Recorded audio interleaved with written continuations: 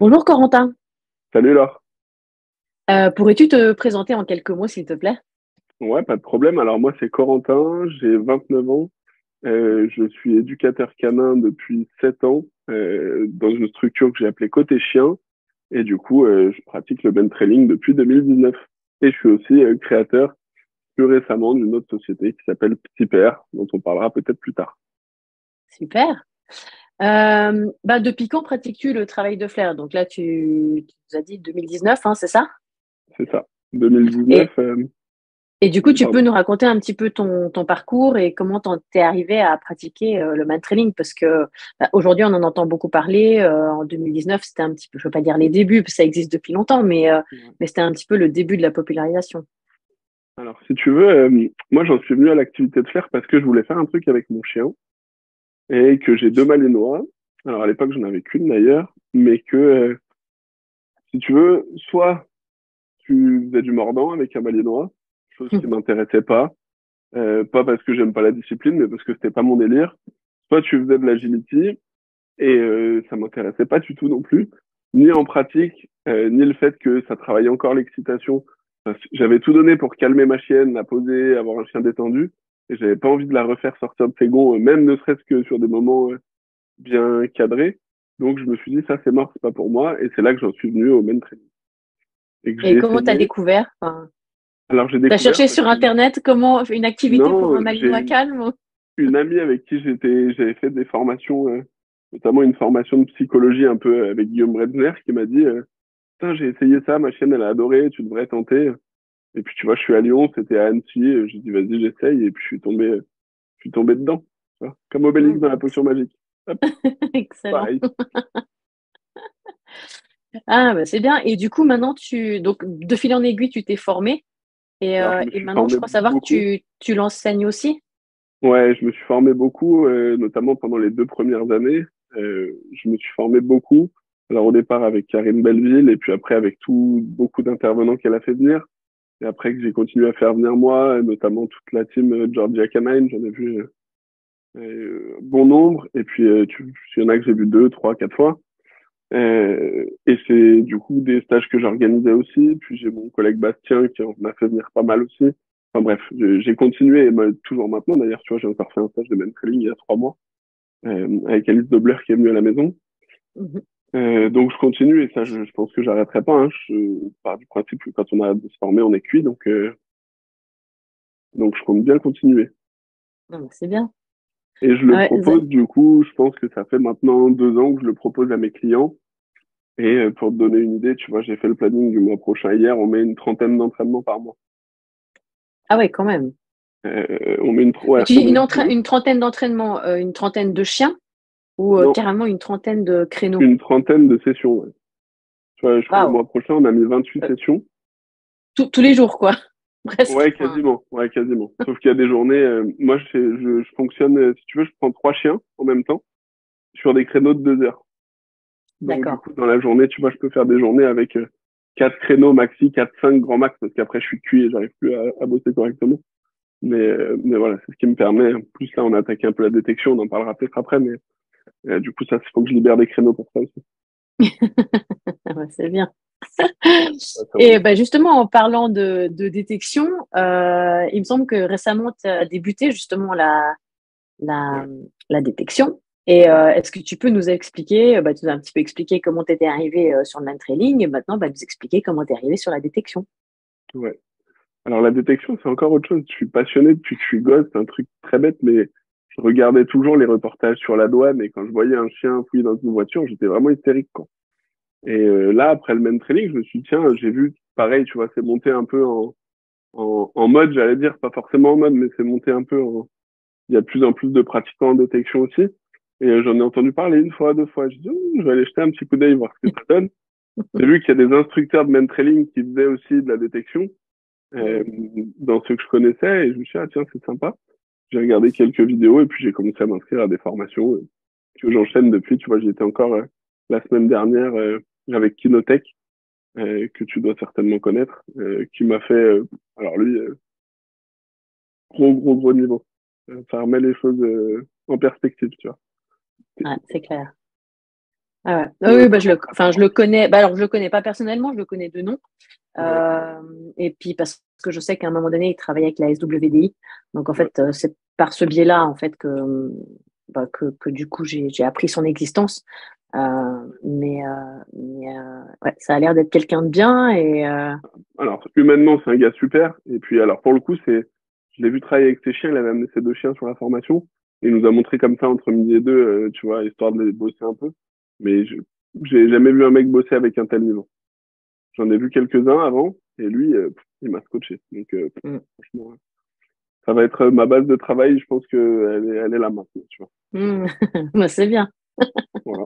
Et t'étais avec tes chiens, Alors, non, j'y suis du allé coup? en observateur sans chien. D'accord. Bah, je te l'ai expliqué l'autre jour, parce que t'as ton suivi au téléphone, mais maintenant j'essaie d'y aller en observateur d'abord pour me faire une idée et après je pratique sur mes chiens moi. Tu vois là depuis la formation j'enregistre 12 vidéos par jour pour tester certains trucs, mais je suis vraiment maintenant j'essaie de plus emmener de chien. Je suis trop frustré à chaque fois. Voilà, c'est mon mode de fonctionnement. Même si ceux qui avaient T'es des trop chiens se sont frustré. régalés. Hein. T'es trop Ouais, ceux frustré par rapport à quoi? si tu veux, d'un intervenant à l'autre, même si tout le monde bosse à peu près dans la même direction, il y a des méthodes qui sont complètement différentes. Et quand ça fait 6 mois que tu bosses un truc et qu'on essaie de te changer ta méthode, quand je viens en stage avec mon chien, on me dit fais blanc, je fais blanc. À partir du moment où, bien sûr, il n'y a pas de mauvaise chose pour mon chien, euh, si je viens voir un intervenant, c'est pour écouter ce qu'il a à dire et essayer sa méthode. Sinon, ça n'a pas de sens, je reste chez moi. Et du coup, des fois, je fais ça et ça me chamboule le cerveau, ça chamboule Ouais. mon chien et je sais plus sur quel pied danser. Du coup, je me suis dit, j'arrête de faire ça, j'observe. Du coup, j'ai vu, tu vois, il y avait 8 ou 9 chiens participants, donc j'en ai vu 8 travailler, dont certains que je connais, de chiens que je connais au travail et ainsi de suite. Donc, ça me permet d'ajuster un peu aussi. Et derrière, je digère un peu tout ça et je vois ce que je fais avec mon chien après. Ah bah, c'est bien. Ouais. Et du coup, là, t'es au taquet. Ah, là, je suis à fond là. Flo, il propose un programme en ligne qui est très bien fait. Mhm. Et du coup, là, j'ai pris son programme pour voir un peu ce que ça donnait et c'est vraiment cool. Donc là, taquet encore plus qu'avant.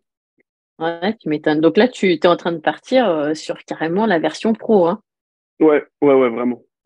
En sachant que, tu vois, je te disais que là, à partir du mois prochain, je la commence à le proposer en loisir. Du coup, vraiment en loisir pour mes clients d'éducation canine et mes clients de même training aussi. Qui, depuis qu'ils m'entendent dire que je fais des formations en détection, sont curieux, en tant que moi. Ah bah oui. Et du coup, alors, pour eux, bien évidemment, ce sera du loisir. Je veux avoir les armes pour pouvoir pousser si j'ai un client qui veut pousser. J'ai pas envie de dire à un client, bon, bah là, ton chien, il est trop fort pour moi, je sais pas quoi te faire faire comme exercice. Donc, je vais pousser moi déjà, et l'avance que j'ai déjà pris depuis 6 mois, un an, je pense qu'avant que j'ai un chien de client qui me rattrape, j'ai le temps de bosser un peu. Et du coup, bah justement, tu abordes un sujet qui est un petit peu, enfin, qui est assez intéressant, c'est un petit peu finalement, le niveau de précision. Parce que quand on est hyper passionné, comme toi et moi, on l'est, on aime bien que les choses, elles soient hyper bien faites. Mais c'est vrai, et moi je l'ai vu ben, par expérience, que ben, les gens qui ont envie de pratiquer ça comme loisir, ils n'ont pas forcément envie de passer 6 mois sur une désignation hyper béton, Bien sûr. 6 mois sur une désignation sur Kong, jusqu'au Ouais, moment où en fait le chien, voilà, c'est parfait, etc. Même si ouais, esthétiquement c'est beau et puis que ouais, toi et moi on aime bien faire ça, moi je le vois hein, dans mes cours, si pendant 3 mois je leur fais faire ça, ouais, ils et vont vite tu le s'ennuyer. perds. Hein. Bien sûr, bien sûr. Non, non, c'est pour ça que moi, c'est vraiment pour moi, ça c'est mon kiff personnel. Je veux, Ouais. avec mes chiens, atteindre le niveau que j'ai envie et que j'espère réussir à atteindre. Après, je suis pas fou non plus, hein. Je sais que les chiens des mecs qui bossent avec sont sélectionnés, ils les choisissent pour ça. Pas forcément des chiens de famille. Enfin, tu vois, j'ai aussi deux gamins qui courent partout dans mon salon. Je peux pas leur mettre une bombe atomique entre les pattes non plus. Donc mes C'est chiennes, clair. il faut en même temps qu'elles soient calmes, sympas, ouais, et en même temps que ça puisse être des bombes en détection. Donc je suis aussi objectif de ce côté-là. Mais bien sûr, pour les clients, on va faire un truc loisir très sympa, ludique. Moi, je veux que l'humain, il vienne s'amuser, et le chien aussi, et que tout le monde prenne du plaisir. C'est pour repartir comme moi, je peux repartir de certains trucs où je suis plein de questions tendues, où je me dis, putain, comment je vais travailler ça? C'est pas, j'adore, je trouve ça très agréable, mais pour une personne qui vient juste s'amuser, c'est pas l'idée, quoi. Non, C'est non, pas c'est l'idée. clair. C'est clair. Et Après, comme c'est en vrai que c'est mentoring, des outils, enfin, comme tu dis, c'est des outils qui sont intéressants. Moi, je sais que je l'ai utilisé, c'est quand même des choses que j'ai eu utilisées avec mes clients parce que, bah, notamment sur des chiens qui ont un petit peu des problèmes d'autocontrôle, et notamment sur l'odeur cible. Et ça, il n'y a pas besoin de le faire au niveau hyper poussé. Les chiens, ils captent assez vite et ça permet juste de bloquer et d'obtenir le petit peu d'autocontrôle dont on a besoin pour que le chien ne vienne pas te choper l'odeur, quoi. mais tu vois, pas plus tard que ce matin, là, je faisais une séance avec, parce que j'ai quasiment arrêté l'éducation canine, mais j'en garde encore un tout petit peu. Et je faisais une séance avec un lévrier italien de 9 mois, qui a un Mhm. gaz incroyable. Et quand j'arrive, il était en train de lui jeter la balle dans le jardin, comme ça. Il devait faire 40 allers-retours. Et je lui dis, attends, regarde juste comment tu vas changer ton jeu. Je l'ai pris au collier, j'ai jeté la balle dans un gros fourré et j'ai lâché le chien. Et là, il a mis 3 minutes à zigzaguer, à chercher, en étant calme, méthodique et tout. Et je lui dis, fais ça 10 minutes par jour, juste ça, et tu verras que déjà, ça va le poser bien plus que ta balle. Et c'est là-dedans où je me sers beaucoup de ça, quoi, tu vois. Mm, mm. Et le chien, sa balle, il était allé la chercher 18 600 fois, donc l'odeur, il la connaît par cœur, il sait très bien ce Ah qu'il bah oui, cherche. Et il allait pas décrocher tant qu'il l'avait pas trouvé. Donc, non, c'est c'est là clair. où je vais m'en servir surtout. Et comme en main trailing, tu vois, en main trailing, tu peux avoir un niveau opérationnel, mais quand je le fais avec mes clients, je leur explique que, enfin, en tout cas, que c'est du loisir, qu'on n'ira jamais chercher personne, que c'est pas notre métier, qu'il y a des forces de l'ordre pour ça, des institutions, Mm. et qu'on n'en est pas là. Ça n'empêche pas de travailler précisément. Mais je vais être plus tolérant avec des chiens de clients que je le serais avec mes propres chiens, dans le niveau de précision et de performance que je recherche. C'est clair. Oui, oui, parce que nous, on aime bien aller chercher le pourquoi Ouais, on du va comment, titiller, machin. bien sûr, Est-ce que je peux y arriver? Allez, on va tout faire pour y arriver, etc. clairement. C'est clair. Moi, je bosse aujourd'hui en main training, je bosse avec Charlotte, qui a une entreprise d'éducation canine sur Lyon qui s'appelle Comme Chat et Chien, qui s'est beaucoup formée aussi en main training et là qui se forme avec moi en détection. Et elle, quand j'entraîne sa chienne, par exemple, je suis un véritable tyran parce que là, j'estime qu'on doit aller chercher. En plus, elle a une chienne qui est extra, mais on doit aller chercher chose de vraiment très pointu et là, on va vraiment chipoter, quoi. Mm. C'est sûr, c'est Voilà. clair. Ah oui, bah moi, quand j'ai fait justement un cours avec ben, la SWTDI, c'était en 2020. Mhm. Ouais, 2020. Bon, ils étaient tous avec, quand on s'est présenté, ils étaient tous avec Malinois travail, berger allemand de travail. Il y en avait une qui avait un labrador, mais genre de travail et tout. Et moi, j'arrive, bonjour, bulldog. Et là, je me suis dit, ouais, Tout le monde a dû rire. Dire, mince, ouais, donc tout le monde a dû se dire, mais la pauvre, elle s'est trompée d'endroit, elle a vu la lumière, elle est le, venue. le massage, c'est par là, madame. Ouais, c'est ça. Et du coup, j'avais un peu, enfin pas la pression, mais je me disais, ouais, est-ce que je vais arriver à suivre le rythme? Parce qu'on avait un mois et alors c'était en ligne, mais on devait tous les jours, enfin je veux dire on avait 25 étapes à franchir et je me disais voilà, est-ce qu'on va pouvoir tenir le coup? Et au final, je crois que c'est ma plus grande fierté. C'était avec Prana. Prana et moi, on a fini le programme en deuxième. Voilà. Derrière un Malinois avec un mec, genre un militaire, le gars, Ouais, il devait être encore plus au rupteur que moi. Et en fait, j'étais hyper. Alors, j'étais presque un petit peu étonnée quand même, parce que je m'étais dit, ouais, enfin, moi, je me fais pas, tu vois, je m'étais pas dit, il faut qu'on y arrive, enfin, je m'étais pas mise de pression plus que me dire bon ben on va essayer de pas être largué à la première ouais, semaine, bien sûr, ça va être ridicule. mais du coup j'étais assez contente Ouais, c'est bien. enfin, finalement d'arriver au bout, quoi. Mais c'est ce qui est génial. J'ai la formation de la semaine dernière, il y a une nana qui débutait, elle arrive avec un parson de 6 mois. Mais je te jure que ce parson-là, s'il est mis au boulot comme il faut, il sera meilleur que tous les chiens de travail qu'il y avait à côté. Parce Mm. que c'est aussi là, et c'est une question juste de motivation, d'envie, de développement de ça. Et quand Ouais, tu as un chien de 6 mois avec très peu d'inhibition, un gros caractère, une bonne énergie, c'est juste incroyable, quoi, à quel point ça va pouvoir aller vite. ouais. Et c'est clair, hein, c'est que une question de motivation ou enfin et où trouver justement la motivation de ce chien-là, Bien sûr. parce Mais que depuis parfois que... Non, non, vas-y, je t'écoute, parfois pardon. oui, oui, oui, non, mais parce que bah, par exemple, moi j'ai dû faire des adaptations. Justement, je reviens un petit peu sur la motivation, c'est-à-dire que moi le Kong Prana, on avait un petit peu rien à carrer. Mais du coup, j'ai trouvé des astuces. J'utilisais très très peu le jeu. Et du coup, pour elle, c'était pas un renforçateur. Donc, j'ai dû créer justement la relation avec le jeu, l'envie de la balle, etc. Ouais. Et j'ai trouvé des astuces pour que finalement, alors aujourd'hui, elle aime toujours pas le Kong en tant Ok. que renforçateur, mais elle recherche Ouais, l'odeur du Kong et ça lui pose ouais. aucun problème. Et puis ça, c'est hyper intéressant. Je m'en sers pour apprendre aux clients en éducation canine à comment trouver ou développer une motivation. Et je leur prends cet exemple-là en leur disant, je fais tout sur du Kong. Maintenant, sa récompense, c'est toute sa vie, alors qu'il y a 6 mois, elle en avait rien à taper. Elle voyait un Kong, si je le lançais pas, elle le calculait pas. Et aujourd'hui, il y a un Kong, tu peux me faire passer un hélicoptère au-dessus de la tête, elle décrochera plus ses yeux, tu vois. Mm. Mais je leur explique ces étapes, que ça prend du temps, qu'il faut y être assidu, et qu'une fois de plus, comme tout en éducation canine, la baguette magique, elle y est pas, elle n'existe pas, et il suffit de passer du temps et d'être patient. Exactement, exactement. Et de s'investir. Exactement. Est-ce que le fait de pratiquer une activité de flair a changé ton regard sur nos compagnons? Voilà, si tu peux nous dire si tu as remarqué des choses par rapport à leur façon d'appréhender le monde à travers leur nez. Bah, alors, très clairement, oui. C'est-à-dire que maintenant, quand ma chienne va partir sur un lapin, je le sais avant qu'elle parte.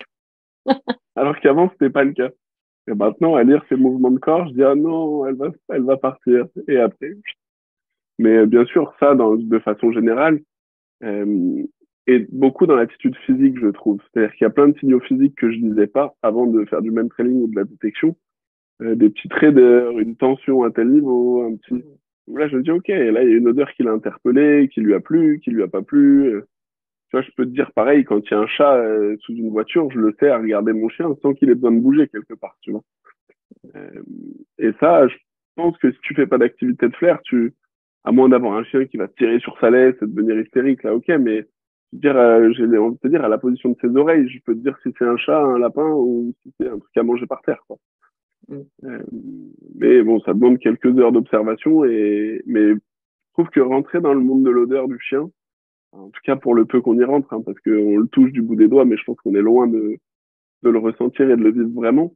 Euh, Ça te permet d'avoir une humilité incroyable et de te dire, OK, son monde à lui, c'est celui-là, le mien, c'est celui-là, et on va essayer de construire notre monde ensemble pour qu'on arrive à faire quelque chose d'à peu près cohérent autour de ça.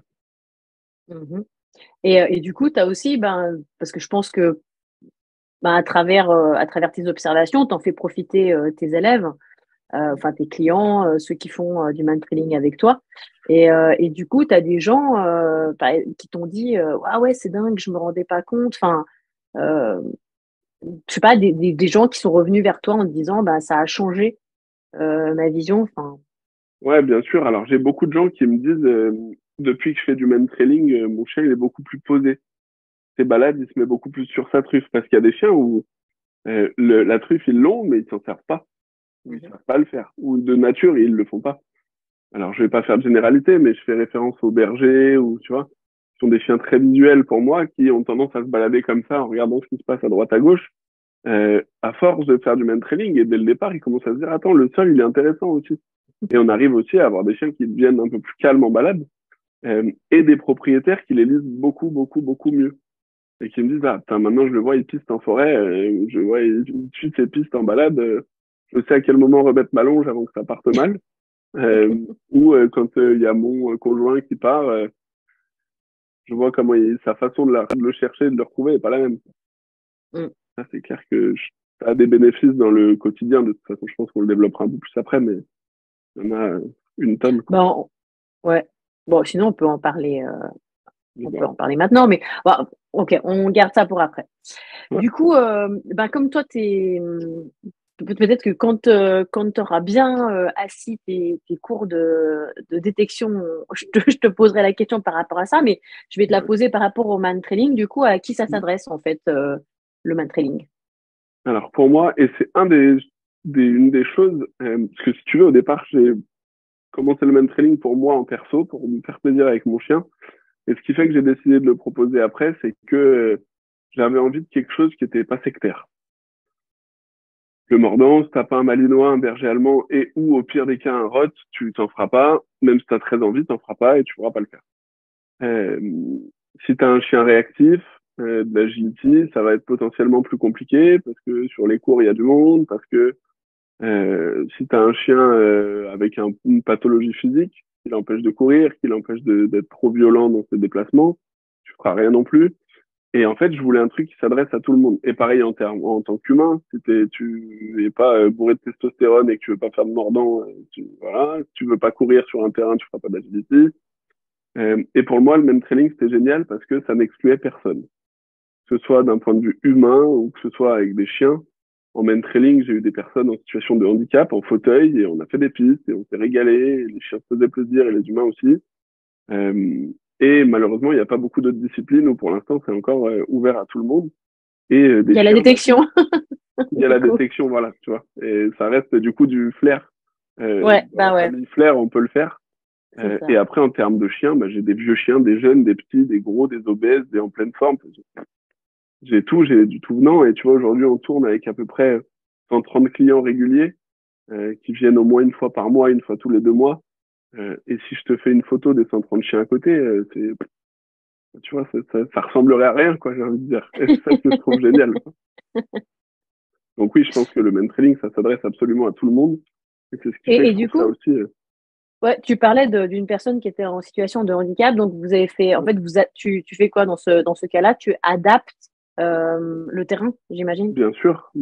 En fonction de la personne que j'ai, une personne en fauteuil, et ben, je te fais pas une piste qui tombe comme ça dans l'herbe ou dans un champ. Même si en l'occurrence, celle avec qui je travaillais était ultra volontaire et avait envie de s'amuser à faire ce genre de choses. Mais bien sûr que sur le principe, au départ, j'adapte le terrain. Et quand je choisis une zone de main trailing, il y a toujours des endroits casse-gueule pour les clients que j'ai envie d'emmerder un peu et de mettre en difficulté. Et puis si jamais, j'ai toujours des pistes un peu plus safe à tracer dans des endroits un peu plus safe. Mais ce qui est génial, c'est qu'on peut s'adapter. Et tu vois, là, j'ai un stage de main trailing ce week-end. On a pris une dizaine de participants sur 3 jours. On va animer un petit stage à Valence. Euh, la moitié est remplie quasiment par des chiens réactifs. Parce que quand tu as un chien réactif, tu fais rien. Tu fais pas Mm. tes balades collectives, tu fais pas les week-ends à thème de ci ou de ça. Et que là, je Ouais, leur ai dit, vous inquiétez pas, il y aura pas de moment collectif. J'ai prévu du coup du main trailing, j'ai prévu d'autres petites animations et j'ai dit même avec le chien qui est le plus gros tueur de chiens ou d'humains du monde, je m'en fous, tu peux l'amener et on se fera ouais, plaisir avec quoi. ouais. Et du coup Bah ça ça c'est c'est, aussi une bouffée ouais, ça, d'oxygène pour ces gens-là qui ont des chiens complexes. Euh, Ça leur ouais. fait Et ça, vraiment je du pense que c'est vraiment le point fort en fait du travail de flair, c'est que c'est une activité qu'on peut pratiquer. J'ai envie de dire, bah, justement, sans présence ou sans pression sociale. Parce que, bah, que ce soit le man trailing comme la détection, ben, finalement, c'est un chien après l'autre. Et puis après, bah, si c'est pour des chiens réactifs humains, on fait en sorte qu'il n'y ait pas trop de proximité, que le chien soit encore dans sa zone de confort. Et puis, on peut effectivement adapter sans que ça dérange tout le cours, quoi. Chose qu'on pourrait complètement. peut-être pas faire en agility ou effectivement en dog frisbee ou dans d'autres activités. Ouais. Clairement, et puis le niveau de stress n'est pas le même. Là, tu vois, ce week-end, j'ai vu une petite nationale d'utilisation de travail des bergers australiens. Donc, Mhm. il y avait de l'agility. Et même si c'était super bien fait, bien encadré, bah, tu as quand même des chiens qui aboient un peu partout. Donc, le chien réactif au milieu, il serait forcément en stress d'une façon ou d'une autre. Mm. Alors que là, bon, bah, chacun est dans son coin, dans sa petite voiture tranquille et ça se passe super bien, quoi. Ouais. Et je sais que c'est vraiment une bouffée d'oxygène pour les gens et pour les chiens aussi. Parce que j'ai pour habitude, quand je démarre une session de main trailing, tout le monde présente un peu son chien vite fait et Mhm. soi-même très rapidement. Et j'ai des clients qui sont avec moi depuis 2 ans maintenant et qui ont le réflexe de dire, bah, mon chien est réactif humain. Mais quand le chien sort de la voiture, il va dire bonjour à tout le monde parce qu'en main trailing, il est réactif rien du tout, quoi. Et du coup, t'as tout le monde qui se détend et les gens, même s'ils ont ça au quotidien, parce que oui, ils ont un chien réactif, en main trailing, ils l'ont plus. Et Ouais. le même chien, il sait pourquoi il vient, il sait ce qu'on fait. Quand ils entendent ma voix, qu'ils voient là où ils sont, ils se disent, OK, bon, là, c'est mon moment de kiff pendant 2 heures et après, on en Mm. reparle, quoi. Ouais, ouais. Top. Est-ce que tu as observé des chiens, bah alors peut-être par exemple les tiens, qui préféraient une activité de flair plutôt qu'une autre, donc voilà, chez tes chiens ou chez ceux de clients, enfin de clients avec lesquels tu aurais peut-être déjà commencé la détection. euh, ou par rapport à tes chiens qui pratiquent du coup les deux maintenant? Ouais, alors ouais, mes chiennes pratiquent les deux, le mentrailing un peu moins ces derniers temps, parce que c'est dur de trouver le temps de tout faire. Et de se mettre, enfin, les deux sont très chronophages en vrai. Le mentrailing ou la détection, ça prend beaucoup de temps. Mais je pense que c'est certain. Enfin, il y a des chiens dans leur attitude, on voit qu'ils ont pas, c'est pas des chiens très excités, c'est pas des chiens très énervés, c'est pas des chiens qui sont logiques, qui sont posés, qui sont cohérents. Euh, pour les chiens un peu tout feu tout flamme, les deux s'adaptent très bien et ils vont, de toute façon, quand t'as un chien tout feu tout flamme, tu peux tout faire. Mhm. Tu peux aller d'une activité à l'autre et le chien il switchera sans problème et il se fera certainement plaisir partout. Par contre, t'as des chiens qui des fois motivés, moi, j'ai des clients qui viennent et qui me disent, bon, bah, on a essayé l'agilité, ça marche pas, j'ai essayé le troupeau, ils sont tamponnes, bon, on va essayer de trouver autre chose. Et du coup, sur le flair, en général, tu arrives à les brancher parce que ça nécessite pas les mêmes compétences ou les Ouais. mêmes besoins. Et du coup, le chien, il réagit différemment, forcément. Mm. Et alors, j'ai aussi des chiens que j'ai pas réussi enfin, à démarrer en même trailing, mais je pense que j'en ai peut-être 2 sur 500 sur lesquels, et parce que je pense qu'il n'y a pas eu assez de temps pour les rendre, Ouais. mais tu vois, sur lesquels en 2 ou 3 sessions, bon, bah, ok, c'est pas son délire, ils sont tombés, quoi. Mm. Mais, alors, il y avait un bulldog anglais, qui voulait pas démarrer du tout, ça le faisait chier, mais c'est incroyable. Et après, c'est aussi ça, l'honnêteté de le dire et de dire au client, bon, bah, non, je pense que faut que tu trouves autre chose parce que son délire, il sera pas là. Et donc toi, tes chiennes, que ce soit man trailing ou détection, les deux. Ouais, les deux, sur les deux, j'en ai une qui serait plus man trailing, et Ouais. l'autre qui serait plus détection. Mais en Ah fait, ouais, quand alors, même.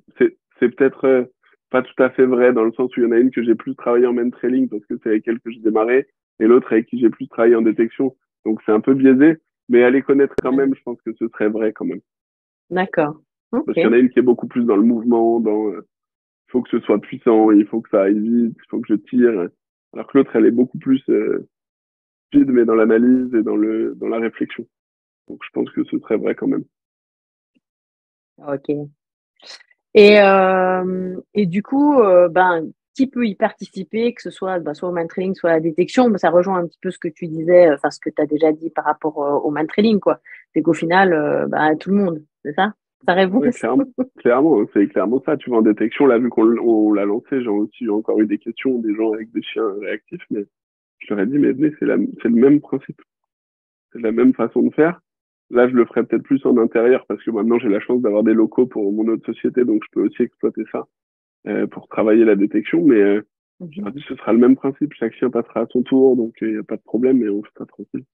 Et puis pareil, je pense que des chiens, en détection qui sont en surpoids, en machin, ça posera pas forcément de problème, ou qui ont des pathologies physiques à 3 pattes, à 2 pattes, sur roulette. Mais comme vous êtes, comme chez McDo. Voilà. Est-ce que tu as observé des évolutions positives ben, sur des chiens, par exemple, qui présentaient des problèmes de comportement? Si tu as ben, des anecdotes ou Ouais, des ça, j'en petites ai pas histoires à mal. nous raconter? J'ai de la chance de travailler avec une véto comportementaliste qui est top, autour de chez moi. Et très souvent, on traite des cas ensemble. Et les grands peureux de l'humain, elle me les envoie pour la plupart en même trailing. En tout cas, elle Mhm. conseille aux gens d'essayer de faire du même trailing. Et on voit des trucs qui sont dingues, quoi. Qui servent. Je serais un menteur si je disais le chien de main trailing qui s'habitue en main trailing devient OK dans la vie de tous les jours et n'a plus peur. C'est Mhm. pas vrai. Parce que le chien, il sait pourquoi il vient, il sait ce qu'il fait. Par contre, déjà, pendant ce temps-là, c'est une grosse bouffée d'oxygène pour le chien. Et surtout, il y a quand même des éléments dont il va se souvenir pour la vie quotidienne et des compréhensions qu'il va avoir et des odeurs qu'il va capter aussi. Et je pense que ça change quand même beaucoup de choses. J'ai des gens avec des chiens très, très, très peureux, euh, qui, euh, qui arrivent maintenant à déclencher beaucoup moins de peur, à des chiens qui prennent confiance aussi, qui savent prendre la distance, ils apprennent des choses forcément.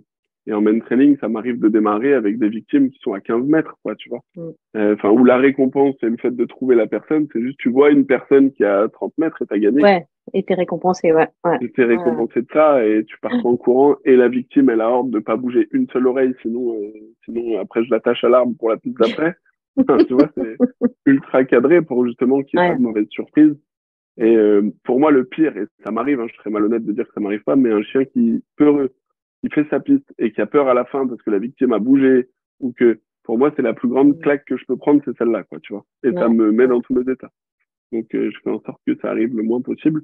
Mais Tu par les contre, briefes bien. effectivement, ah ouais, ouais, je les briefe, je suis très chiant. Je suis très chiant.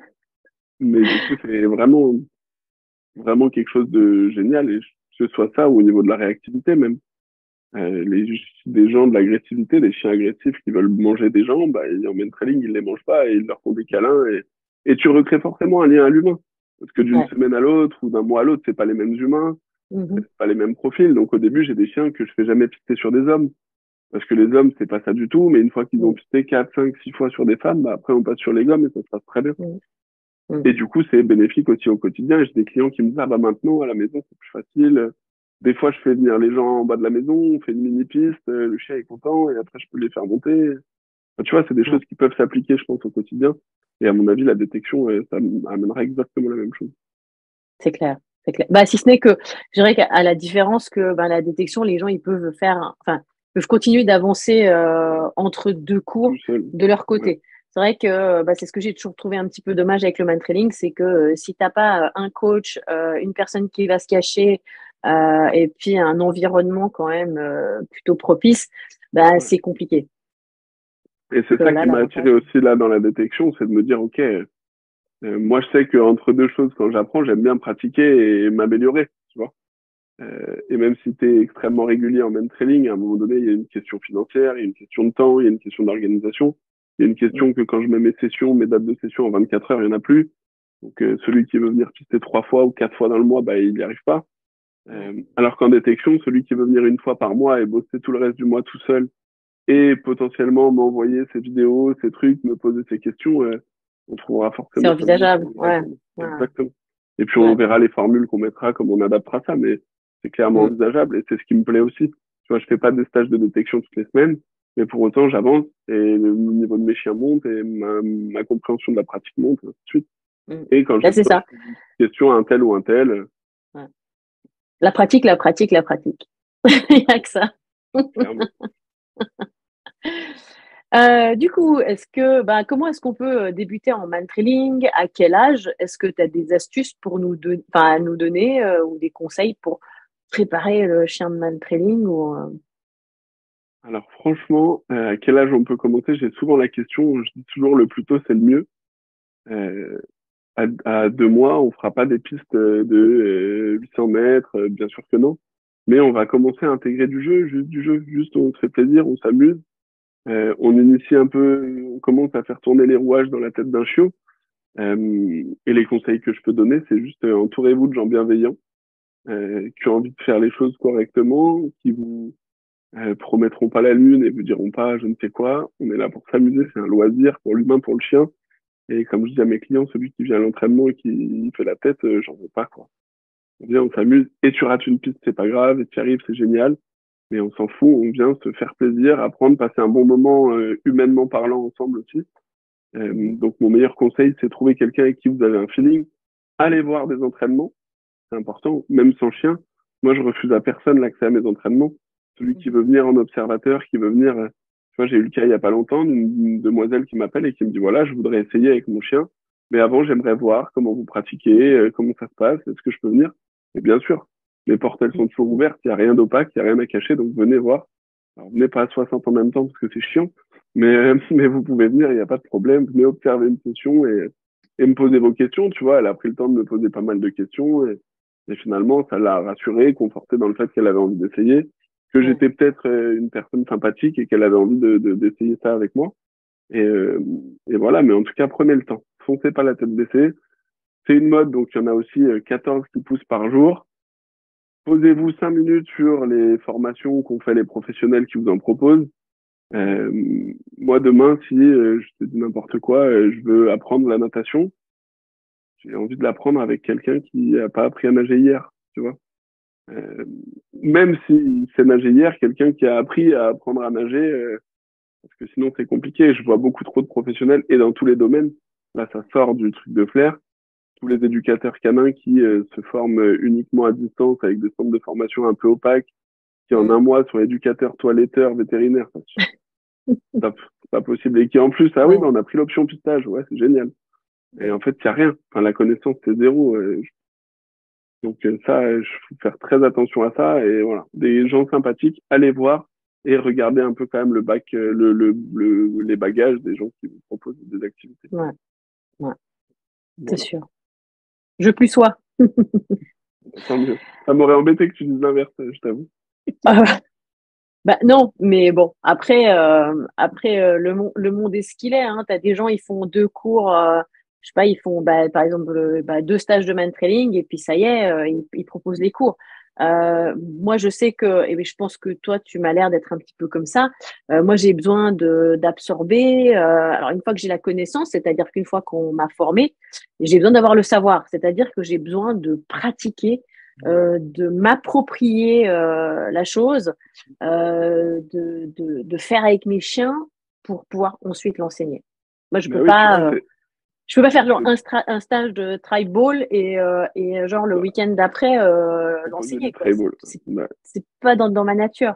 Oui, moi j'ai tu dit vois, c'est tribal comme ça, hein, tu vois. non, mais bien sûr, non, mais carrément, mais c'est très bien. Mais tu vois, regarde, c'est pour ça que je me suis aussi inscrit au stage où t'es dans quoi, dans un petit mois, je crois, je sais plus exactement, mais parce que je vais continuer. Et là, j'ai vu Simon Prince, j'ai vu William, j'ai vu Florian, je bosse beaucoup avec Bastien Marché, qui est aussi génial, plus que je pratique moi. Et voilà, je vais voir des gens tous les mois, tous les 2 mois.